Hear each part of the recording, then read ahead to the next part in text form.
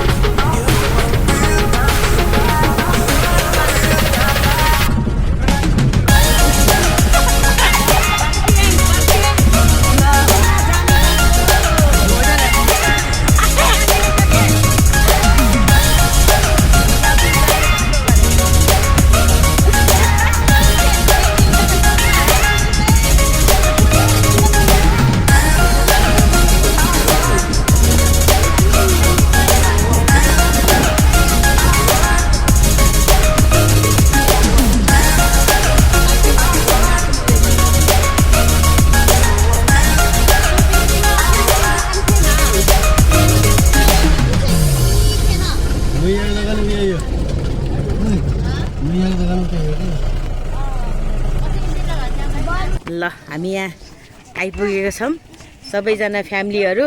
हाम्रो यहाँ त्रिवेणीको दाइसँग आएको। ल पुल यहीँबाट स्टार्ट हुन्छ। धेरै लामो छ पुल त, धेरै लामो। यहाँ सानो सानो दोकानहरू छ। दोकानहरू रहेको छ। धेरै राम्रो छ यहाँ। हामी कहाँ आएको सुमित? सुस्ता पुल।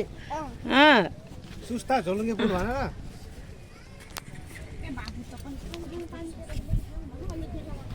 त्यो राम्रो बनाएको छ। ल हेर्नुहोस् है, धेरै राम्रो छ यहाँ सुस्ता पुलको बगर ग्राउन्ड यही नै हो। हाम्रो टोलीहरू आउँदै हुनुहुन्छ।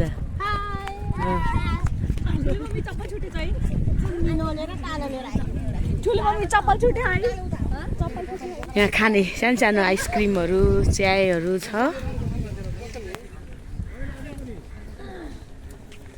यो पुलको जडान यहाँबाट सुरु भएको छ।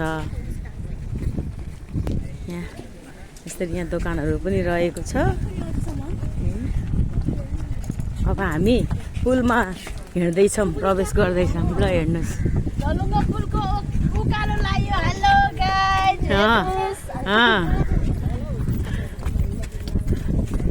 यतातिर फेरि सबै खेतै खेत रहेको छ। उखु अनि यो केरा, मसुरको दाल अनि गहुँ हावा लाएर धेरै राम्रो यति लामो छ।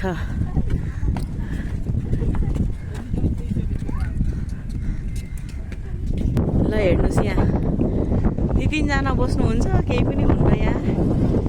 पुलैबाट जानुहुन्छ यहाँ। यस्तो गर्नुपर्ने रहेछ। ल जानुहोस् जानुहोस्।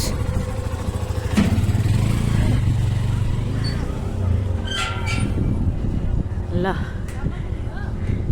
यो नेपालको दोस्रो लामो पुल। केही भन्ने हो? हामी सुस्ता पुलमा ऊ अर्को आइसक्यो फेरि। झ्याउ हैछ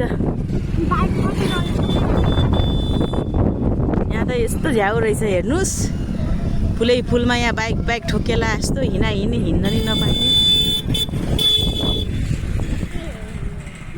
ल यस्तो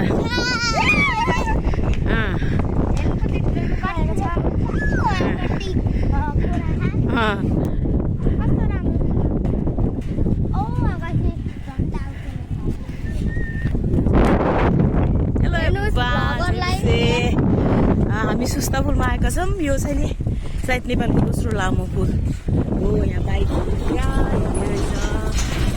त्यसपछि हामीलाई गाह्रो छ यहाँ हिँड्नको लागि। आज धेरै शीतल पनि छ।